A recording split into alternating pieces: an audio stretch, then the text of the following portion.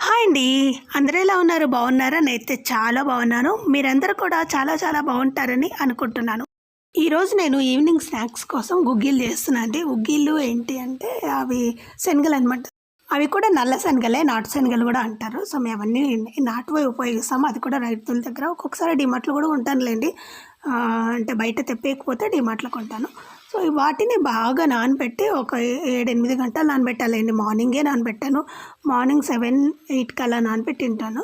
So, అప్పుడు నానబెట్టినవి నైట్‌కంతా బాగా ఉడికిపోతాయి కదా! సో, నేను పొయ్యి పైనే ఉడకపెట్టాననమాట. కొంచెం నీళ్ళేసి, కొద్దిగా ఉప్పేసి ఉడకపెట్టాననమాట బాగా. ఉడకపెట్టిన తర్వాత ఇట్లా అంటే మెత్తగా కావాలి. సో, అలా అయిన తర్వాత ఇప్పుడు బాండీలో కొంచెం నూనేసి తాలింపు గింజలేసి అవి చిట్పట్లాడిన తర్వాత కడిగి 2గా చీల్చుకున్నటువంటి మిరపకాయ ముక్కలు వేసి కాస్త వేగిన తర్వాత ఉల్లిపాయ ముక్కలు వేయాలి. ఇవి ఎక్కువ వేగనక్కర్లేదండి. జస్ట్ ఒకసారి ఇలా ఇలా అంటే చాలు.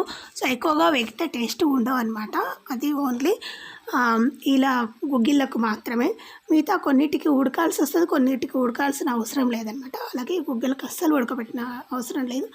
తర్వాత మనం కొద్దిగా లైట్‌గా పసుపు కూడా వేశాను. ఉడకపెట్టుకున్నటువంటి గుగ్గిళ్ళు కూడా వేసి కలిపేయడమే. కొంచెం లైట్‌గా ఉప్పు కూడా వేశానండి. పచ్చిమిరపకాయలు వేసాం కదా! దానికి తగినంత మాత్రమే వేసుకోవాలి. ఆల్రెడీ మనం గుగ్గిళ్ళలో ఉప్పు వేసి పెట్టుకున్నాం కాబట్టి ఎక్కువగా వేసుకోకుండా చూసి మరి తక్కువైతే అప్పుడు కలుపుకొని కూడా తినొచ్చనమాట. ఇలా బయట కూర్చొని ఈవినింగ్ అందరూ స్నాక్స్ తినేసాము. 6:30-7 మధ్యలో అండి.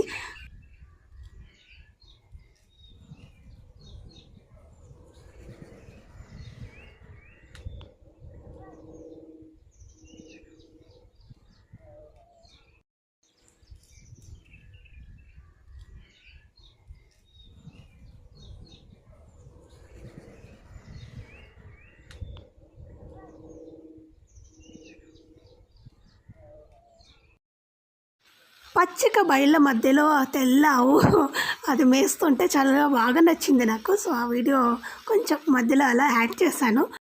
పిల్లలందరూ హాస్టల్‌కి వెళ్తున్నారండి. సో, వాళ్ళ కోసం షాపింగ్ అనమాట. మెయిన్ అయితే చిన్నమ్మాయి వెళ్తుంది. చిన్నమ్మాయి వెళ్ళడం ఫస్ట్ టైము. మొన్ననే 10th అయిపోయింది కదా! ఇంకా నెక్స్ట్ హాస్టల్‌లో జాయిన్ చేశాము ఇంటర్ ఫస్ట్ ఇయర్‌కు. మామూలుగా తిప్పొచ్చు, కానీ నాకు తిప్పడం అంతగా ఇష్టం లేదు. ఆ బస్సులు ఎప్పుడో వస్తాయి, ఎప్పుడో వెళ్తాయి. మార్నింగ్ 7కి పికప్ చేసుకుంటే నైటు 7-8:30 అలా అవుతుందంట. సో, దానికి భయపడి వద్దులే ఇంకా బస్‌లో తిరగడమే ఉంటుంది. ఇంట్లో ఉన్న ఫీలింగ్ అస్సలు రాదు కూడా. సో, వాళ్ళకి కూడా బాగా స్ట్రెయిన్ అయిపోతారు కదా! మెయిన్ బస్‌లో తిరగడం వల్ల.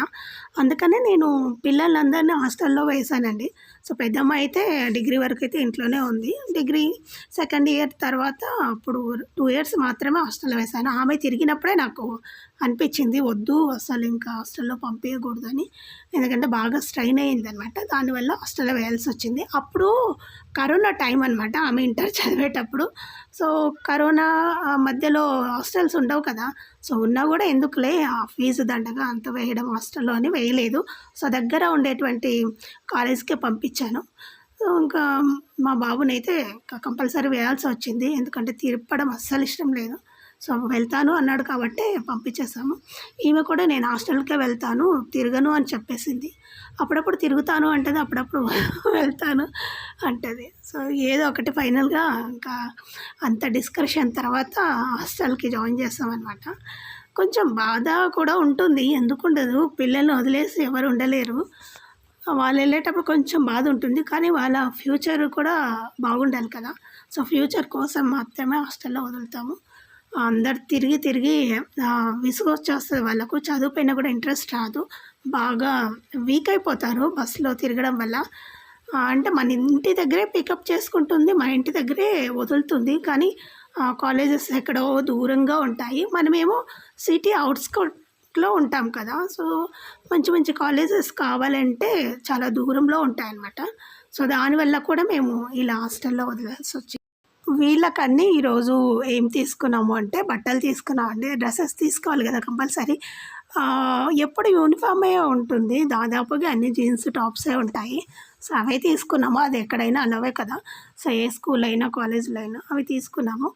ఇంకా బ్లాంకెట్స్, టవల్స్, అలాగే పిల్లో కవర్స్, పిల్లోస్ తీసుకున్నామనమాట. అవన్నీ నేను చూపిస్తే చూపిస్తాను, లేకపోతే లేదండి. ఈ వీడియోలోనే చూపిస్తాను. సో, నేను పట్టుకున్న ప్రతిదీ ఏం తీసుకోలేదు. కాకపోతే రేటు రీజనబుల్‌గా ఉంది మాత్రమే తీసుకున్నాను.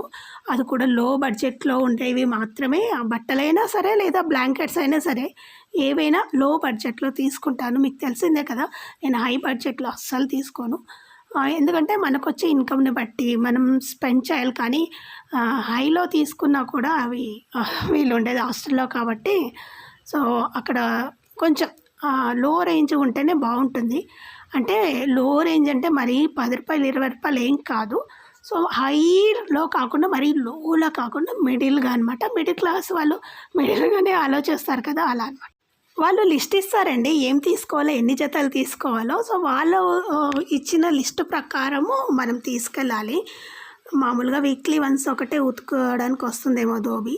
లేదా 5 డేస్, 2 డేస్‌కి ఒకసారి. ఒక్కొక్క కాలేజీలో ఒకలాగనమాట. మా ముగ్గురు పిల్లలు ముగ్గురు హాస్టల్‌లో ఉన్నారు కాబట్టి ఒక్కొక్కరికి ఒకలాగుంది ఇక్కడ. సో, సేమ్ ఎవరికీ ఒకేసారి ఉతికేలాగా లేవు. ఒకే లాగా ఉండదనమాట. సో, దానివల్ల నాకు తెలిసిపోతుంది కదా! ఒకటి కాటన్ తీసుకున్నాను. ఒకటేమో ఉలెన్ లాంటిది తీసుకున్నాము. ఇంకొకటి 2 పిల్లోస్, 2 కవర్స్. అలాగే ఇంకా ఏంటంటే చిన్న చిన్నవి గ్లాస్, ప్లేటు అలా అనమాట. ప్లేట్ ఇంకా తీసుకోలేదు. గ్లాస్ తీసుకోలేదు. ఇంకా సబ్బు పెట్టెలు కూడా తీసుకోలేదు.